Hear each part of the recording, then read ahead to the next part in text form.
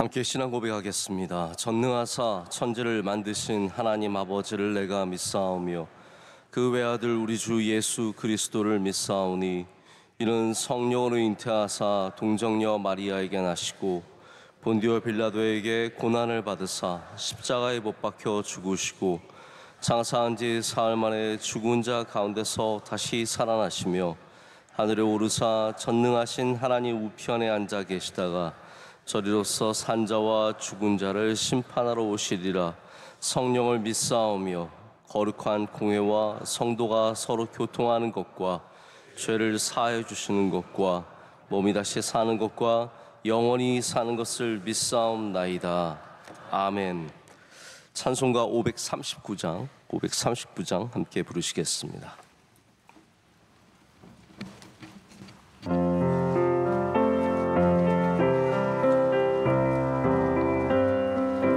(539장) 함께 부르시겠습니다.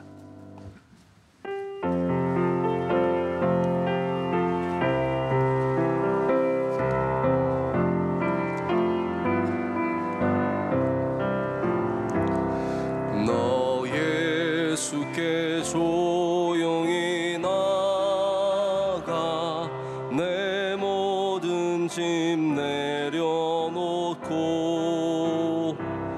주 십자가 사랑을 믿어 죄 사함을 너 받으라. 주 예수께 조용히 나가 내 마음을 쏟아놓으라. 늘은 미리 보시는 주님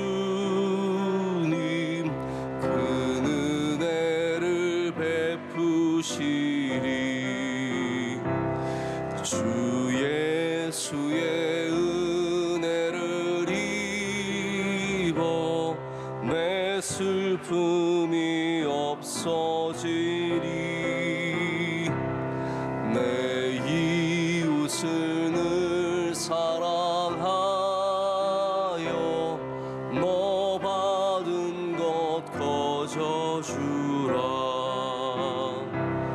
주 예수께 조용히 나가 내 마음을 쏟아놓으라. 늘은 미리 보시는 주님 그 은혜를 베푸시리. 4절 하겠습니다. 너 주님과 사귀어 살면 새 생명이 넘치리라. 주 예수를 찾는 이 앞에 참 밝은 빛 비추어라. 주 예수께 조용히 나가 내 마음을 쏟아놓으라. 늘은 미리 보시는 주님 그 은혜를 베푸시리. 함께 기도하실 때 서익현 안수집사님 기도 인도하시겠습니다. 은혜가 풍성하신 하나님, 새벽 첫 시간 예배로 하루를 시작해 하시니 감사합니다. 저희들 삶 속에서 잘못한 것이 많사오니 예수님의 보혈로 정결하게 씻어 주옵소서. 대통령과 위정자들에게 하나님을 두려워하는 마음을 주시고 주변 나라들과 샬롬의 관계를 주시옵소서. 주님께서 세우신 담임 목사님 말씀의 샘이 마르지 않게 하시고 주님께서 주신 사명 감당하실 때 부족함 없도록 함께하여 주옵소서. 비전 순교를 위하여 수고하시는 원로 목사님 강건하게 하시고 말씀의 샘이 마르지 않게 하시고 매 순간 부흥의 역사가 이어지게 하옵소서. 9월 특별 새벽 집회, 출애굽의 구원, 광야의 은총, 가나안의 사명, 주신 은혜의 말씀을 붙잡고 살아가게 하옵소서. 저희들이 기도하는 해외 선교, 방송 선교, 군 선교, 장학 선교 등 이 모든 기관에 은혜를 주옵소서. 해외에서 공부하는 유학생들을 지켜주시고 군에서 복무 중인 군 장병들 믿음 잃지 않도록 지켜주시옵소서. 주님께서 우리 교회에 주신 사명, 약하고 어려운 이웃을 살피고 눈물을 늘 닦아주는 예수님을 닮아가는 교회가 되게 하옵소서. 오늘도 담임 목사님을 통하여 선포되는 말씀이 우리의 마음판에 새겨져서 은혜 받는 귀중한 시간 되길 원하고 예수님의 이름으로 기도드립니다. 아멘. 하나님의 말씀은 마태복음 13장 24절에서 30절까지 말씀입니다. 마태복음 13장 24절에서 30절까지 말씀, 우리 앉아서 교독하시고 30절 말씀 함께 읽겠습니다. 예수께서 그들 앞에 또 비유를 들어 이르시되 천국은 좋은 씨를 제 밭에 뿌린 사람과 같으니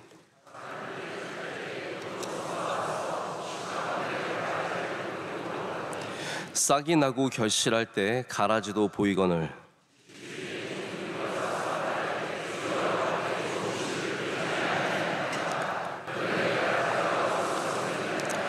주인이 이르되 원수가 이렇게 하였구나. 종들이 말하되 그러면 우리가 가서 이것을 뽑기를 원하시나이까.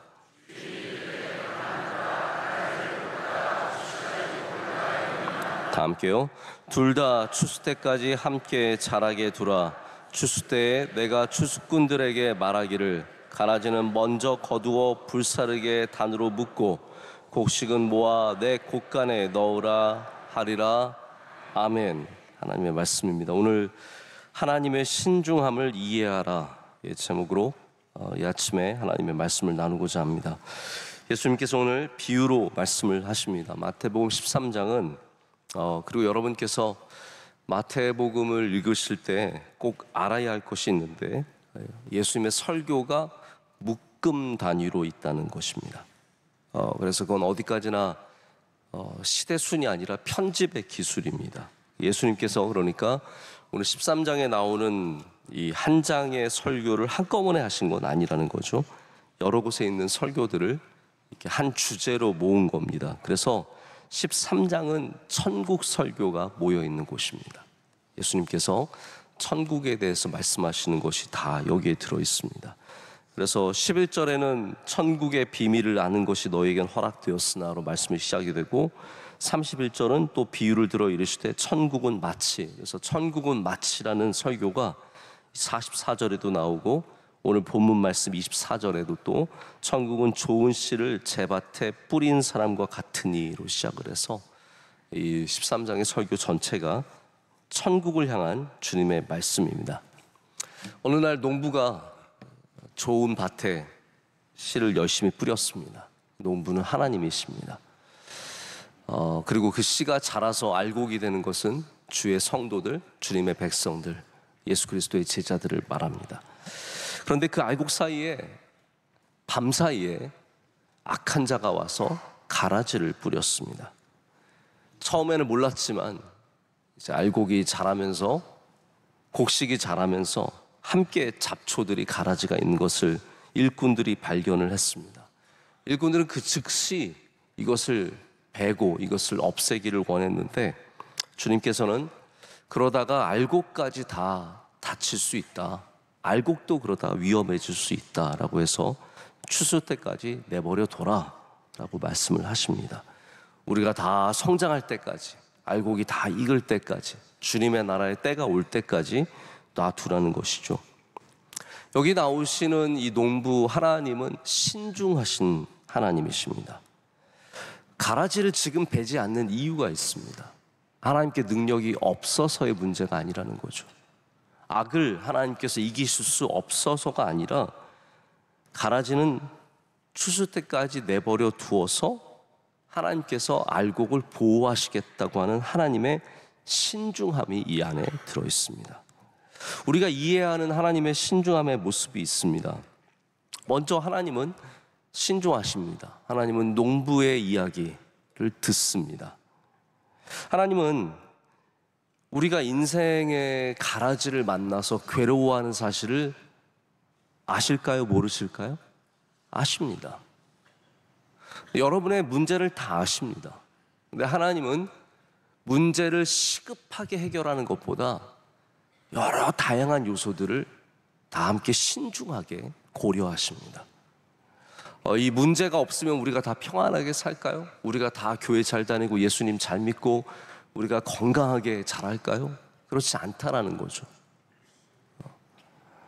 우리 삶에 있는 어려움과 광야와 수많은 고난들과 이런 일들이 우리가 알곡으로 자라는데 너무나 중요한 역할을 하기 때문에 하나님은 신중하게 접근하시는 겁니다.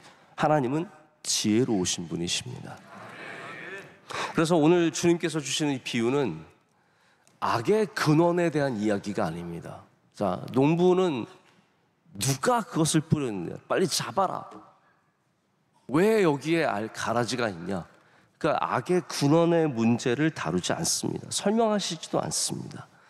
여러분, 성경을 읽어보면 우리가 악이 존재하는 사실은 끊임없이 확인할 수 있고 그런 사건들이 나오지만 악의 근원에 대해서는 따로 심도 있게 성경이 다루지 않습니다. 여러분, 우리가 외경이나 어떤 전설을 통해서 처음에 루시퍼가 하나님을 배반하고 이런 이야기들을 알지만 성경에 그런 게 적혀 있어요? 없습니다. 성경은 악의 근원에 대해서 왜 이 세상에 악이 있는지에 대해서 우리에게 자세하게 설명하지 않습니다. 그러나 성경이 우리에게 당부하는 것은 하나님은 지혜로운 분이시라는 걸 이해하라는 거예요.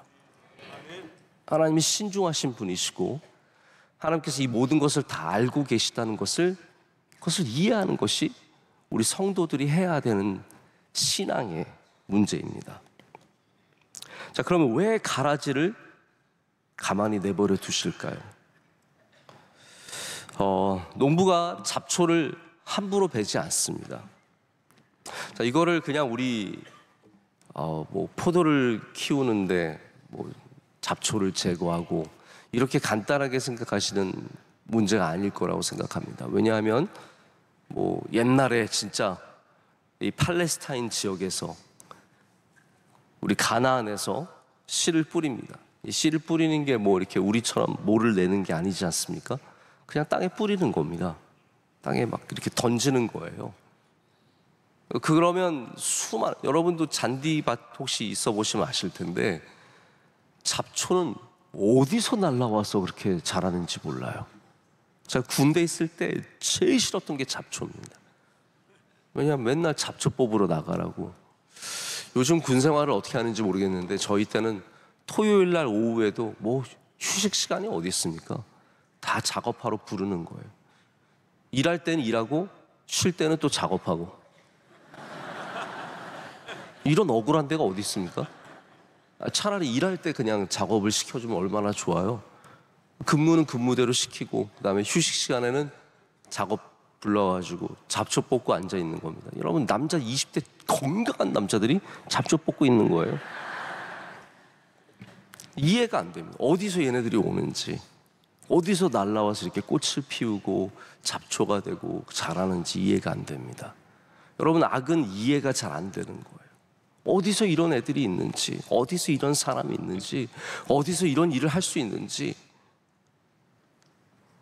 그러나 성경은 우리에게 당부합니다. 하나님은 지혜로우시다. 하나님은 신중하시다. 근데 그 이유 중에 하나가 저는 변화의 가능성 때문이라고 생각합니다. 한번 따라해 보세요. 변화의 가능성. 하나님은 악을 선으로 바꾸실 수 있는 분이십니다. 유일하게 복음만이, 하나님만이 악을 선으로 바꾸실 수 있습니다. 실제로 요셉이 그렇게 고백을 했습니다. 당신들은 나를 해하려 하였으나 하나님이 그것을 선으로 바꾸사 오늘과 같이 이 백성들의 목숨을 살리게 하셨다는 거예요. 당신들은 나를 해하려 했으나 그 안에는 악이 있었으나 하나님께서 선으로 바꾸사. 할렐루야. 악은, 모든 악이 다 악으로만 끝나지 않습니다. 그리고 우리는 그것을 분별할 수 있는 능력이 없습니다. 뭐는 변할 건지 뭐는 안 변할 건지, 우리는 알 수 없습니다. 근데 하나님은 아시기 때문에 싸그리 몽땅 뽑아서는 안 된다는 거예요. 여러분, 악을 뽑았으면 여기 지금 현재 있을 수 없는 분들이 얼마나 많겠습니까? 우리가 하나님께서 기다려 주셨기 때문에, 하나님의 지혜로 우리를 붙잡아 주셨기 때문에 지금 알곡인 척하고 다 여기 앉아 있는 거잖아요. 근데 우리 가운데 알곡이 아니라 가라지였던 사람들이 얼마나 많겠습니까? 지금 저 세상의 가라지 같은 인간들 중에 하나님께서 선으로 바꾸사 다시 알곡에 되게 하시는 은혜가 있는 사람 분명히 있지 않겠습니까? 변화의 가능성이 있기 때문에 하나님은, 지혜로우신 하나님께서, 그 모든 것을 알고 계신 하나님께서 기다려 주시는 겁니다. 여러분, 우리의 삶에도 가라지가 분명히 있습니다. 사기를 당하기도 합니다. 사기 안 당해 보신 분 있으십니까? 나는 한 번도 사기 당하지 않았다. 당했을걸요 아마? 아들한테 사기 당하고, 딸한테 사기 당하고, 남편한테 사기 당하고, 잘해준다고 해서 결혼했는데 사기 당해서 결혼한 거잖아요. 우리 모두가 다 억울한 일을 당하기도 하고 어려움을 당하기도 합니다. 어떤 집사님은 충성을 다해서 일했던 회사에서 순식간에 잘렸어요. 너무너무 억울한 거예요. 너무너무 괴로운 거예요. 그러면 그 악이, 그 가라지가 영원합니까? 아닙니다. 집사님이 기도하고 노력하고 하나님 은혜 주시고 더 좋은 직장으로 스카웃돼서 가는 거예요. 하나님은 여러분 삶에 있는 그 가라지를 바꿔주실 수 있는 분이십니다. 하나님, 저 이거 뽑아주세요. 이 사람만 없으면, 이것만 바뀌면, 내가 여기에서만 벗어나면 하는데, 그런 일들이 기다려보면 악을 선으로 바꾸시는 하나님의 능력을 만나는 곳일 때가 얼마나 많은지 모릅니다. 그래서 바뀌는 게 천국입니다. 이사야가 말하는 천국이 뭡니까? 우리 예전에 그런 찬양 많이 부르지 않았습니까? 요즘에는 왜 그 찬양 전혀 안 부르는지 모르겠어요. 사막에 샘이 넘쳐 흐르리라. 사막에 꽃이 피어 향내 내리라. 주님이 다스리는 그 나라가 되면은 사막이 꽃동산되리. 사자들이 어린 양과 뛰놀고 어린이들 같이, 할렐루야, 막 독사굴에 손 놓고 그렇잖아요. 그게 뭡니까? 변화예요. 천국은 변화입니다. 근데 그 변화는 기다려줘야 가능한 거거든요. 변화라는 게 순식간에 막 오늘까지 속색이던 애가 갑자기 오늘 밤에 변한다? 이건 우리의 바람이지 그렇게 쉽게 되지 않지 않습니까? 하나님께서 추수 때까지 기다려주시는 것은 알곡이, 이 가라지가 알곡이 되는 은혜를 누리도록, 할렐루야, 하나님께서 천국은 변화의 은혜가 있는 곳이기 때문에 기다려주시는 은혜를 베풀어 주시는 겁니다. 여러분, 만약에 우리가 성급하게 예수님 제자들 죽이려고 했던 바울을 막 너 같은 애는 안 돼 하고 없애버린다든지, 삭개오, 야, 너 세리가 어디서 감히 세리들 싹 다 죽여버린다든지, 사마리아 우물가의 여인, 너같이 비도덕하고 너같이 남편을 5이나 두고 죽여버리고, 여러분, 그러면 누가 변화를 받겠습니까? 우리가 만약 하나님께서 기다려 주시지 않으셨다면 어떻게 이런 변화를 받을 수 있었겠습니까? 여러분, 우리 참 성급한 사회를 살아갑니다. 추수를 기다릴 줄 모르고 가라지가 보이는 대로 다 뽑는 시대를 살아갑니다. 뭐 하나 안 좋은 거 보면 금방 얘기해서 퍼뜨리고, 사람들에게 어려운 일 있으면 금방 다 알리고, 이게 우리 이 시대, 이 사회의 모습 아니겠습니까? 저 그 생각을 해봤어요. 만약에 예수님께서 이제 가늠하다 현장에서 잡힌 여인을 데려와서 사람들 돌로 치려고 할 때 죄 있는 자가 죄 없는 자가 먼저 치라고 하셨잖아요. 우리는 우리 대한민국에 그 일이 있었으면 예수님 그 말씀 하시기 전에 이미 그 여자는 죽었습니다. 우린 벌써 쳐서 죽였어요. 잡히는 즉시 쳐서 죽입니다.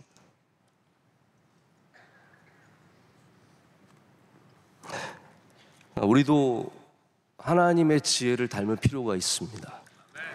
우리도 신중해질 필요가 있습니다. 하나님의 신중함은 손해를 감수하는 신중함입니다. 가슴 아픈 순간에도 인내하실 수 있는 손해, 그런 손해를 다 감당하시는 겁니다. 그래서 여러분, 우리 삶에 가라지가 있을 때 신중해지시길 축복합니다. 지혜로워지셔야 합니다. 그리고 그 지혜 가운데는 반드시 인내가 필요합니다. 어려운 사람을 만날 때도 너무 쉽게 포기하고 너무 쉽게 판단해 버리지 말고, 그래도 추수 때까지 하나님께서 기다리셨다면 우린 여름은 지나가 봐야죠. 여름은 한번 견뎌봐야죠. 추수 때까지가 힘들다면 그래도 요 기간은 한번 지나가 봐야 되지 않겠습니까? 판단에 신중해지시기를 축복합니다. 천국이 그렇다면, 하나님께서 그러시다면 우리도 기다려볼 필요가 있고 신중해질 필요가 있습니다. 자, 하나님께서 결국 이 모든 일들을 하시는 이유가 가라지만을 위해서 하시는 건 아닙니다. 철저하게 알곡을 위해서 그러시는 겁니다. 알곡을 위해서. 제가 살아보니까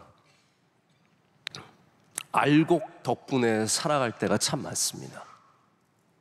저는 제가 이 말씀을 읽으면서 내가 알곡인데 라는 생각은 별로 안 해봤습니다. 내가 가라지인데 아직도 베어지지 않았구나. 알곡 덕분에 살아있구나. 알곡 같은 사람들 때문에 내가 살아있구나라는 생각을 좀 해보게 되었습니다. 이번 우리 9월 특별새벽 집회하면서 제가 어떤 생각을 많이 했냐면, 내가 우리 명석교회 교인들 덕분에 사는구나, 이런 생각을 참 많이 했습니다. 우리 준비위원들 수고하신 많은 분들, 우리 교역자들, 교구 총무부장님들, 남녀선교회 임원들과 회장님, 총무님들, 우리 교육부 부감 집사님, 총무 집사님, 많은 교사 선생님들, 교육전도사님들, 권사님들, 장로님들, 피택 안수 집사님, 피택 권사님들, 청년대학부 학생들, 우리 어린아이들까지, 알곡이 있어서 내가 사는구나, 알곡 같은 교인들이 있어서 우리가 은혜를 받는구나 라는 생각을 많이 했습니다. 여러분, 가끔 교회에 와서 교회에 왜 이런 사람들이 있지? 생각 안 해보셨습니까? 왜 그런 사람이 있는지 아세요? 알곡들이 있기 때문에 그런 사람도 있는 겁니다. 하나님께서 잠시 놔두시는 겁니다. 그래서 가라지가 없는 교회는 하나도 없습니다. 어느 교회를 가도 나는 이 사람 때문에 힘들어서 다른 교회 가야지, 거기도 가라지가 있을 거예요. 세상 어디를 가도 가라지가 있습니다. 회사, 내가 김 부장 이 꼴 안 볼 다시 그 때려치고 신나서 다른 회사 갔는데 박 부장이 똑같은 짓을 하는 거예요. 가라지는 세상 어디를 가도 있습니다. 몇 사람만 모이면 가라지가 있는 거예요. 여러분, 야곱의 아들들 12아들이 있었습니다. 거기 가라지가 있어요, 없어요? 있어요. 근데 하나님께서 그 12아들들 다 지파되게 하시잖아요. 하나님 참 대단하시지 않습니까?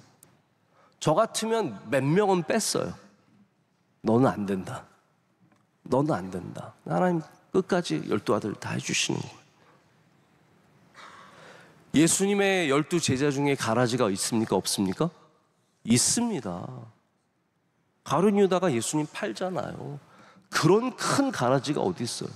예수님이 그 가라지가 있는 걸 아셨습니까? 모르셨습니까? 아셨습니다.